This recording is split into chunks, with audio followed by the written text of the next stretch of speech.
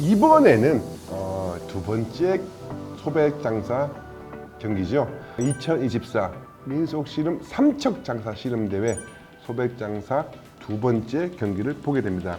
영암군 민속씨름단의 이동혁 선수 대 태안군청의 이주영 선수 두 신인이 만났는데요. 야, 여기서 첫 판에 이동혁 선수 정말 이 선제 공격 좋아요. 들배지기를 딱 구사합니다. 하지만 신장이 조금 작은 이주영 선수의 무서운 장점이 하나 있죠. 이 박았을 때 순간적인 몰아치는 힘이 굉장히 좋거든요. 들배지기의 이동혁 선수를 놓는 순간 가슴으로 밀어내면서 이 왼배지기가 들어갑니다. 먼저 1점을 따내죠. 첫 판입니다. 이동혁 선수가 먼저 이주영 선수를 들었습니다. 네, 여기서 들배지기 갑니다. 배지기 성공. 이주영. 자, 두 번째 판 여기에 질세냐. 이동혁 선수 또 다시 한번 듭니다. 들어올려요. 야, 이번에는 이동혁 선수 이기겠다 싶었는데 잡채기를 거는 이동혁 선수를 이주영 선수가 살아납니다.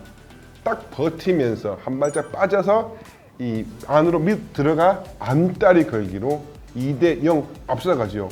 어떻게 들어갈지가 밑에 좀 들어오는데 다시 밀렸어요. 다시 한번 들었습니다. 네, 다시 잡판 생겼어요. 잡판 생겼어요. 이동혁, 잡채기, 이동혁. 밀어치기, 잡채기, 안다리. 이주영 승리. 세 번째 판 들어가죠. 이 양 선수 시작과 동시에 맞배지기 딱 붙어버려요. 쭉 올라오는데 신장이 큰 이동혁 선수가 한 번 더 쫙 뽑으면서 갑자기 낙하차 이 몸을 떨어뜨리죠. 떨어뜨리면 다리 발을 당기며 잡채기 기술로 여기서 한 점을 따내 2대1 이제 추격질이 시작됩니다. 세 번째 판 잡채기에서 돌아가나요? 넘어갑니다. 네 번째 판 시작과 동시에 이동혁 선수의 밧다리 여기 시작 빵 들어갑니다. 이게 먹혀버려. 저게 씨름이지. 딱 예감이 들더라고요. 하면서 2대2 동점을 만듭니다. 자, 밧다리 갑니다. 2대2 동점. 시작하자마자 결승전 마지막 판에서 이 양 선수 시작과 동시에 또다시 한번 맞배기가 딱 붙습니다. 붙는 순간 이동혁 선수의 마지막 회심의 잡채기로 이주영 선수 막 들어서 막 붙었다가 막 떨어졌다가 붙었다가 놓는 순간 잡채기가 빵 들어가면서 3대2 대망의 역전승을 거두면서 이동혁 선수의 생애 첫 장사 바로 삼척대회에서 소백 장사에 등극하는 쾌거를 이루었죠. 자, 여기서 마지막 판 오나 이주영 빗장거리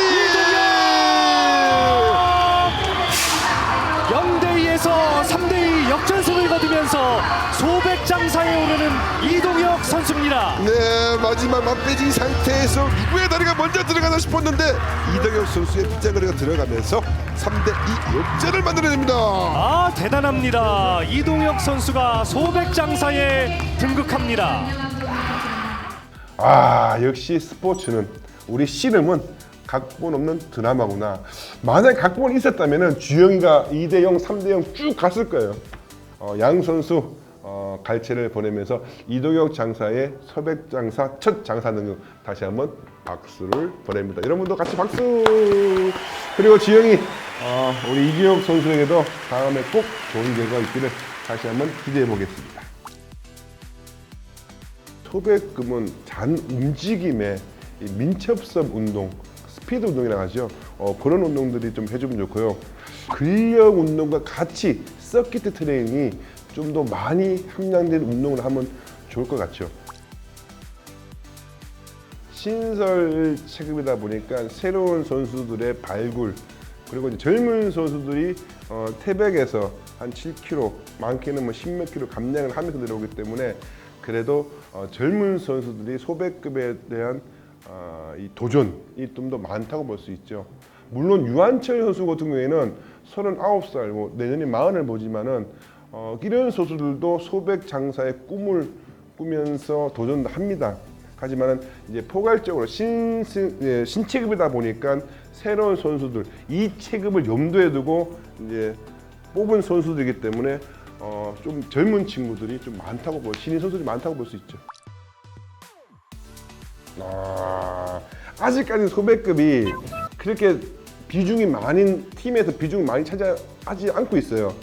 그러니까 한두 명의 선수들이기 때문에 지금 뭐 강팀이다 하면은 뭐 장사를 배출한 팀, 영암, 그다음에 수원, 그다음에 뭐 2위를 했는 영월, 태안 요 정도. 그다음에 울주 노민수 선수 유일하게 장사를 못했지만은 8강을 2번 더 오는 선수. 이 정도 가축전이 나오면서 이제 데이터가 아마 내년 시즌 말까지 지나봐야지 좀 이게 돌아가는 흐름이나 이게 자리 잡을 것 같아요. 솔직히 뭐 지금 말씀은 요 정도만. 소배급은 진짜 예측이 안 돼. 이게 누가 잘해서가 아니고 실수하면 가버리는 거예요. 소배급은요. 이게 거의 기량의 움직임이나 이런 게 굉장히 거의 비슷하거든요. 여기서 누가 심리적인 압박이나 주위의 외부적인 환경적인 요인에서 좀 변할 수도 있고, 이 요인들이 변할 수 있는 요인들이 굉장히 많은 게 제일 많은 게 소배급이에요. 백두급 같은 경우에는 얘 크다, 잘하다, 힘센다, 딱 나가서 붙는다, 얘 장점 뭐다, 얘 뭐 어디 아프다 이게 나오는데, 이 소배급은요, 제가 무릎이 안 좋은 것 같은데도 시합하면은 이 성격이 뭐 다다닥 튀고 나가고, 이 불안정성 요인들이 가장 많은 체급이 소배급이기 때문에 그냥 소배급 경기 모든 경기를 다 즐겨 봐줬으면 좋겠어요. 저는 솔직히 이 친구만 봐라는 말 못 하겠어요.